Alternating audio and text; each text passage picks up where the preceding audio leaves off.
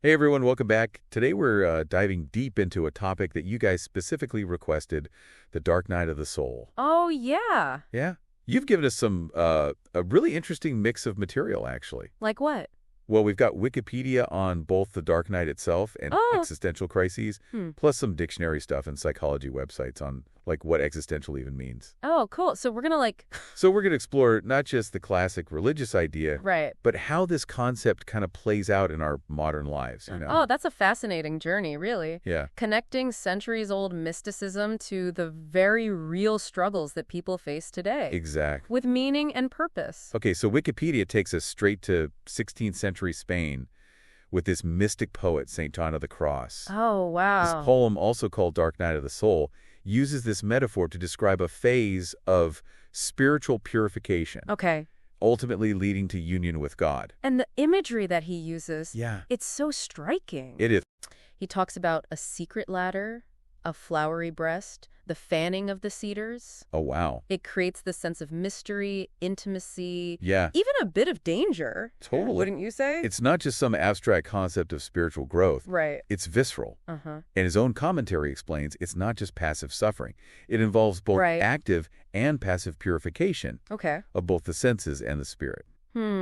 Interesting. I'm curious, though, how do we get from this, like, intense religious experience Right. to how people use Dark Night of the Soul nowadays? Well, it's become almost secularized. Oh, okay. While for St. John, it was about union with the divine. Right. Today, it's often used for any major crisis of faith or just like a period of intense difficulty where someone's questioning everything. Like their whole worldview is just shaken up and they're left feeling lost. Exactly. Yeah. And this is where the idea of existential comes in. Merriam-Webster defines it as relating to existence itself, like the experience of being. Which totally makes sense. Because a Dark Night of the Soul, no matter what triggers it, like, hits you at your core. Yeah. It's about the very foundations of who you are and what you believe. And that brings us to existential crisis, a psychological term for those feelings of meaninglessness, confusion about your identity. Basic all the stuff that keeps you up at 3 a.m., Yeah. tossing and turning. So both Dark Night and existential crisis involve, like, questioning your place in the world, your purpose. Right. But what makes something an existential crisis specifically? It's the scope of the questioning. Okay. An existential crisis isn't just about one bad day. Yep. It's about, like, the fundamental nature of existence. Right. Why are we here? What does it all mean? Right. And that can spiral into anxiety, depression, even those behaviors we try to numb the discomfort with. Whoa, that's heavy. Yeah. It's not just like feeling down. It's like questioning the fabric of reality itself. Right. And that reminds me of the Very Well Mind article, Okay. where they said existential therapists link anxiety to the uncertainty of life's meaning Yeah.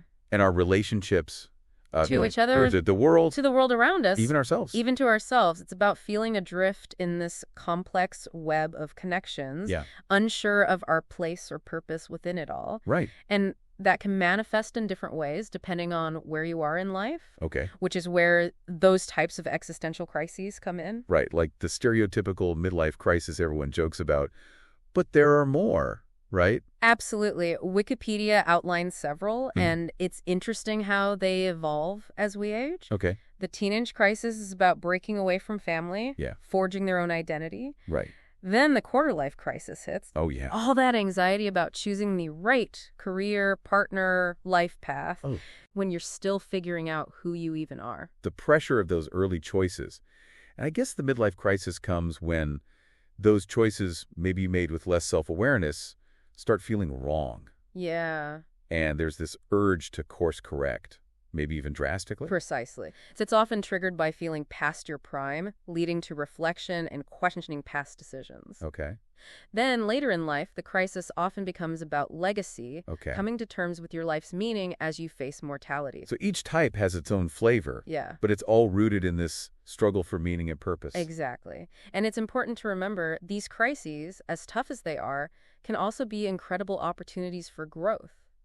They force us to confront the big questions Yeah. and often lead to a deeper understanding of ourselves and the world around us. That's reassuring, actually. Yeah. Like, it's not a sign you've messed up. No. It's a natural part of evolving. Right. So how do people even cope with these dark nights? Well, that's the What helps them claw their way back to meaning? Well, the sources provide a range of approaches, Okay. but it's important to emphasize there's no one-size-fits-all solution. Okay. It depends on the person Right. and the specific nature of their crisis. So it sounds like figuring out how to cope is a journey in itself. It is. What are some of the paths that people take, Well, according to these sources? one common approach is finding new sources of meaning. Okay. This could be through religion, Yeah. dedicating yourself to a cause, even just finding joy in, like, everyday things. It's about connecting to something bigger than yourself, Right. something that gives you a sense of purpose. I can see how that would be powerful. Yeah, But what about people who aren't particularly religious right. or don't feel drawn to activism? Are there other ways to find that sense of meaning? Absolutely. Okay. The sources talk about the leap of faith approach, Right. where you embrace a belief system even without, like,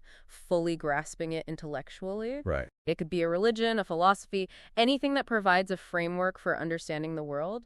It's about trusting your intuition and taking a chance on something that resonates with you. So it's like saying, okay, I might not have all the answers, Yeah. but I'm going to trust this and see where it leads. That takes courage, for sure. But what about people who are more logic-driven? Well, for those folks, there's the reasoned approach. Okay. This involves carefully examining and justifying your beliefs using logic and critical thinking. Right.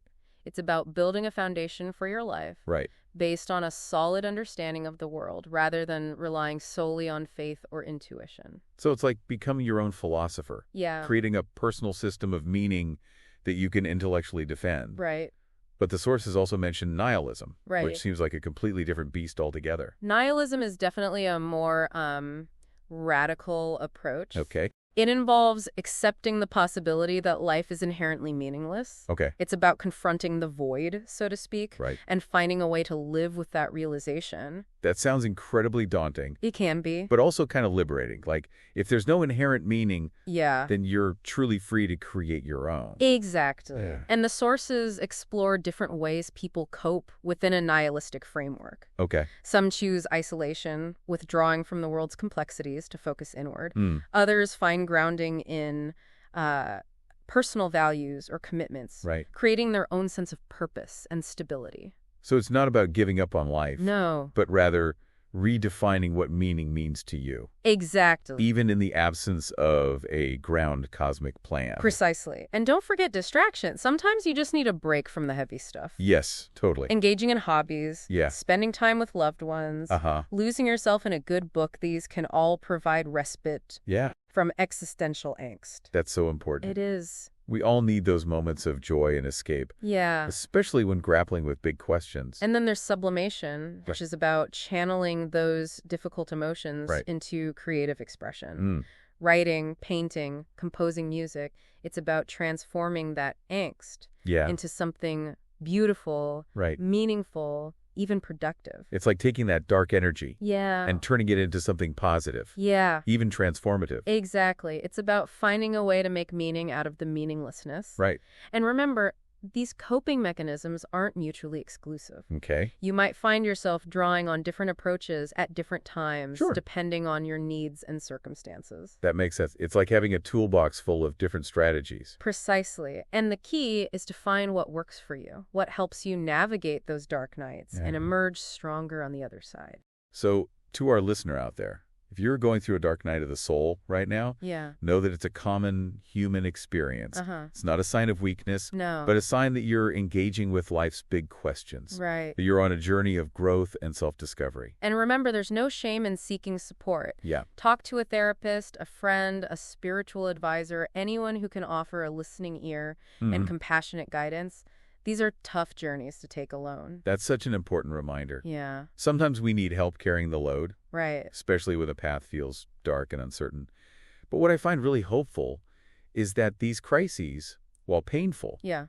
can ultimately lead to profound transformation. Absolutely. It's like the saying, the only way out is through. Right. You can't bypass the darkness, but you can learn to navigate it, to use it as fuel for growth. In fact, many existential therapists view these crises as necessary stages of development. Right. Pushing us to shed old beliefs, confront uncomfortable truths, and ultimately build a stronger, more authentic sense of self. That's a powerful way to frame it. It's not about avoiding these dark nights, Right. but about learning to navigate them in a way that allows us to emerge stronger Yeah. and wiser on the other side. It's like those dark nights are a crucible where we're tested and refined. But that brings up a question I've been wrestling with throughout this whole deep dive. Yeah, what's that? Well, we've explored all these coping mechanisms, these different paths to meaning. Right. But, like, how do you know which one is right for you? It feels overwhelming, like standing at a crossroads with no map. That's a fantastic question, and one that honestly doesn't have a single answer. Right. But I like to think of it less as a map and more like a toolbox. Okay, I like that analogy. So what are some of the, like, tools in this existential toolbox? Well, we've discussed them already. Faith, reason, acceptance, creative expression, connecting with others, even simply allowing yourself moments of distraction. Right. The key is to experiment.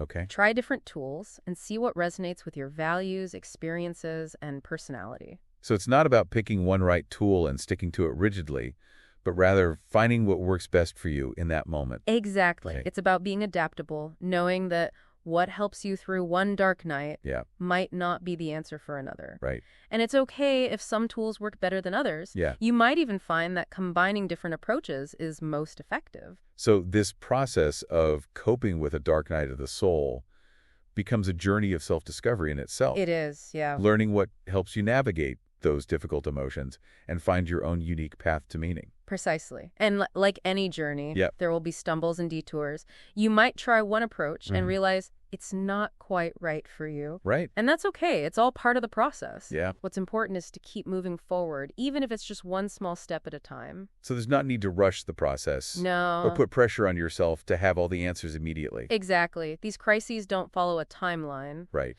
Some people might find their way through relatively quickly, while others may take years to integrate what they've learned. Trust the process, even when it feels messy and uncertain. Okay. And most importantly, trust yourself. Yeah. You have the strength and resilience to navigate these dark nights. That's so empowering to hear. Yeah, I think so. It takes away the fear and shame that often surround these experiences. Right. Knowing that they're not a sign of weakness, Right, no. but rather a catalyst for growth. Absolutely. These dark nights, whether rooted in spiritual crisis or a more secular existential one, Right. are ultimately about confronting the depths of human existence and emerging transformed. They challenge us to examine our beliefs, Right. redefine what matters to us, and ultimately craft a life that aligns with our deepest values. So to you listening, if you're currently navigating your own dark night of the soul, remember, you're not alone. This is a journey many of us face. Right. And it's through these periods of darkness that we often discover our greatest strength and clarity. Embrace the darkness, trust the process, and believe in your own ability to find your way. The dawn is always waiting on the horizon. Yeah. And who knows, maybe the darkness itself holds a beauty and wisdom that can only be discovered by venturing into it. That's a beautiful thought to end on. Thank you for joining us on this deep dive into the dark night of the soul. You're welcome. We hope it's provided some light and guidance for your own journey. Until next time, keep exploring, keep questioning, and keep diving deep.